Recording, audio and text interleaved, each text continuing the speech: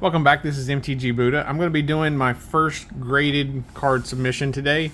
I sent in 10 cards to SGC, and we're going to see what kind of grades I got on them. I do know a couple of them because there were a couple of things that nobody had graded yet, and I kind of was checking the pop report to see if they popped, so I'd kind of know when they were coming back. So I did see a couple of grades, and I know there is one that I am not happy with, but I'm pretty sure the guy at the shop looked at it for me, and he was like, yeah, I think I see something that is probably you missed. And so there's probably a reason for why it's graded that way. But we're going to go over these real quick. These first three, I believe, are cards that are for my personal collection. So this is a Dale Murphy rookie card from 1978, rookie catchers. I got this off eBay for like $5. It came back a 7.5, which is pretty good. I think that's actually the highest grade one I have. I currently have like two sixes. I think I have a 6 of this and a 6 of the 1977 in PSA slabs. But I kind of like the tuxedo for these, so I sent these in to get graded there. I've been buying like early Dale Murphy stuff, and I'm going to be getting them graded for my personal collection. So this one came back a 7.5. I think it's pretty fair. I mean, it's in good shape, but it's not perfect shape. This was the better looking of the three cards that I sent in to get graded for my personal collection, and it came back with a 7.5. I expected all of them to get anywhere from a 6 to a 7. 7.5 was actually a little higher than I thought. But 7.5, I'll definitely take that. So that's the highest grade of those.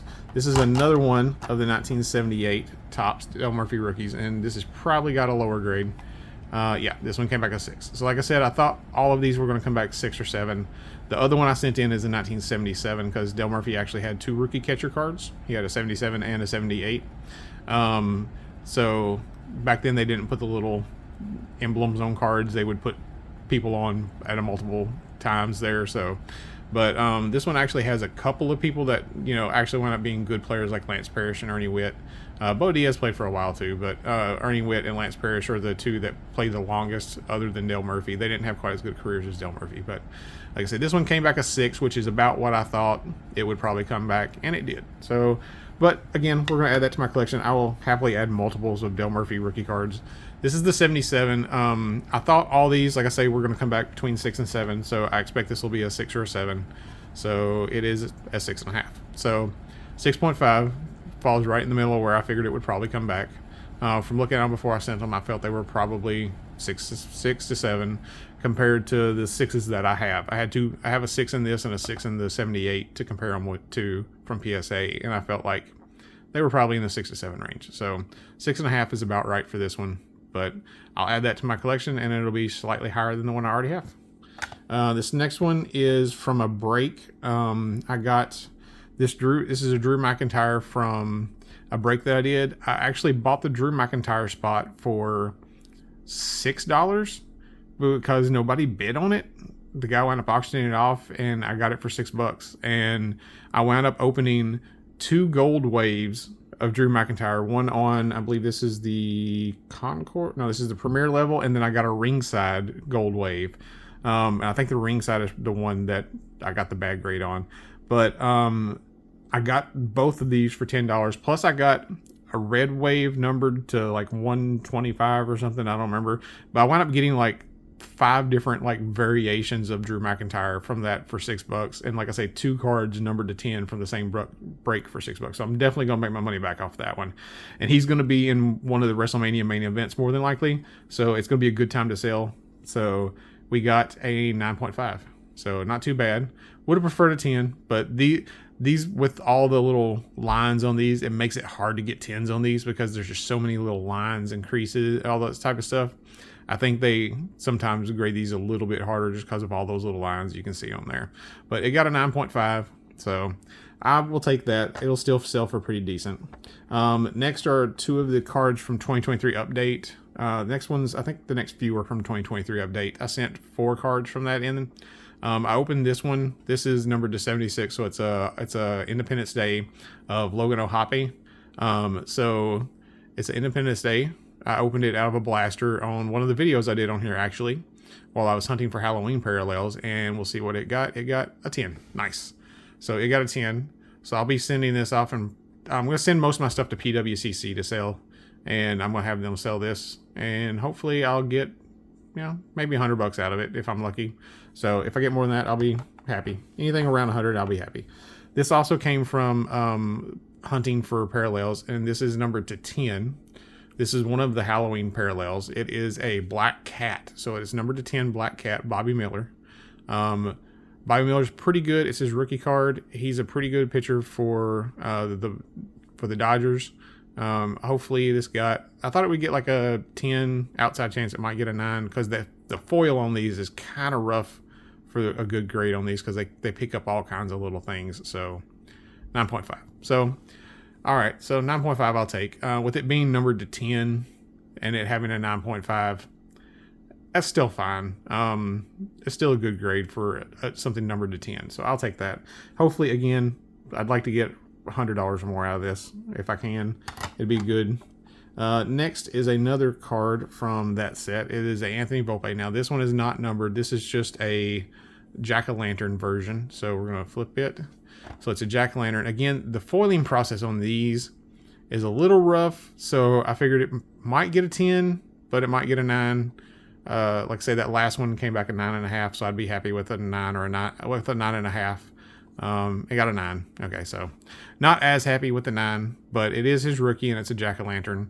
I'd be happy getting 50 or $60 out of this at this point, considering it got a 9. If it had got a 10, I would expect it to probably get closer to 100 out of this one, but getting a 9, I'd be happy to get about 50 of it. The next one is another Logan O'Hoppe card. From the same thing. I actually pulled this O'Hoppe, the Black Cat, and I want to say another really good card from the same box, blaster box. And this one was numbered 25. This is one of the stars of the MLB, so it's a black. So we're going to turn it over. Let's see. So this is the black version of the stars of the MLB from 2023 update, and it is a 10. Nice. Since this is numbered to 25, I'd kind of like to get, like I say, around $100 for it. If I get more than $100, you know, great. If I get about 100, I'd be happy with that. Let's see. Now this is going to be the card that I'm disappointed in. All right, this is the other Drew McIntyre, number to 10. Extremely disappointed in this grade. This is the one, the other Drew McIntyre, and this one are the two that I definitely saw the grades on and was like, oh crap. So we're going to turn it over and we're going to look for the reason why it got the grade it did. I'm going to see if we can find the reason first. Let's see if we can. Okay. All right. I see the guy at the shop told me where to look, so I don't know if you can see it. I'm trying to see if I can get it to pop on here. There's a spot just above his fist over here. That's got like an indentation in it. It's really hard to see on camera. It's really hard to get it to show up, but there's a spot there that looks like somebody dug their thumbnail into it. And so that's why it's going to get the grade that it got. Came back a 7. Other than that, it looks great, but like they must have just really dinged it hard for that scratch. And it's not showing up on camera, but there's a huge gouge like right here that I do not remember being there. I actually have video of this from before I sent it.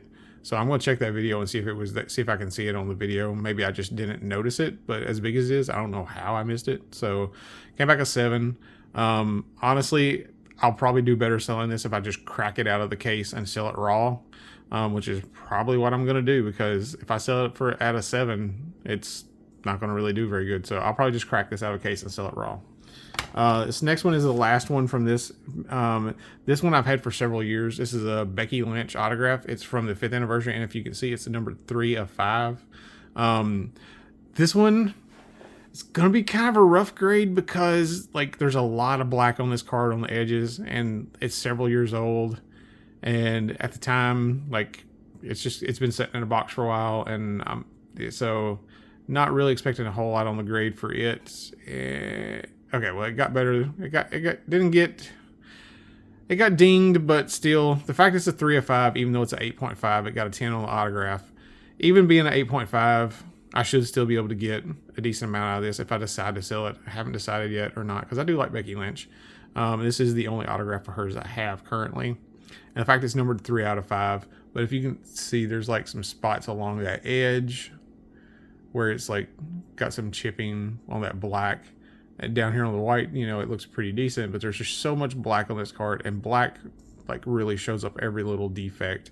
Might be a little bit of white up here on the corner, maybe this corner too, but it's just so much stuff shows up on that black. But yeah, it came back an 8.5 with a 10 on the autograph. So if I were to sell this one, you know, if it had came back a 10-10, then yeah, I probably would have sold it, but I probably wind up keeping this one just because it came back at 8.5, and this is the only Becky Lynch I have. If I get another Becky Lynch and someone offers me a decent amount for this, I might be willing to sell it. If you're interested in this one, you can send me a message with a decent offer, and I might be willing to sell it. But it's a 3 of 5, and there are no other copies of this that are graded by PSA or by SGC. So this is the only copy graded currently. So, but yeah, that's my grading submission. Like I say, there were the 2 cards that got the lower grades that I wasn't super happy about. These weren't ideal. I only got 2 10s. I got a couple of 9.5s. So, like I say, there were 3 cards that I wasn't going to sell in the first place, but I got 2 10s and 2 9.5s, which will do decent on selling them if I decide to sell them, which I probably will on these. These copies right here, I just wanted for my personal collection. So, hopefully you've enjoyed this video. If you did, I'd appreciate it if you like, subscribe, and come back for more videos. I have a PSA submission that is in right now with 10 more cards, and when they come back, I'll do a video for them as well. But hopefully you've enjoyed this video. Have a good day, and thanks for watching.